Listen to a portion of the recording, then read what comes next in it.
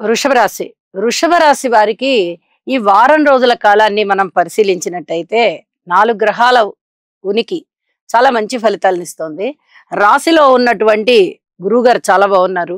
అలాగే దశమంలో ఉన్న రవి గారు బాగున్నారు. ఏకాదశంలో శుక్ర రాహులు బాగున్నారు. అంటే ఊహించని విధంగా లాభాలు వస్తాయి మీకు. ఉద్యోగంలో చాలా ఉన్నతి కలుగుతుంది. స్థానచలనం ఉన్నప్పటికీ కూడా అనుకూల స్థానచలనం ఉంటుంది. లేదా మీరు కోరుకున్న చోటికి స్థానచలనం అయ్యేటటువంటి అవకాశాలు ఉన్నాయి. పితృవర్గ రీత్యా బాగుంది. మాతృవర్గ రీత్యా బాగుంది. భార్యాభర్తల అనుబంధం రీత్యా బాగుంది. వివాహాది శుభకార్యాల రీత్యా బాగుంది. కోరుకున్నటువంటి ధనము ఏదైతే ఉందో ఫలానా ధనము నాకు రావాలి, ఇంత ధనము రావాలి ఈ విషయం ప్రకారంగా అని అనుకుంటారో అది మీకు వసూలవుతుంది. ఊహించని విధంగానే లాభాలున్నాయి.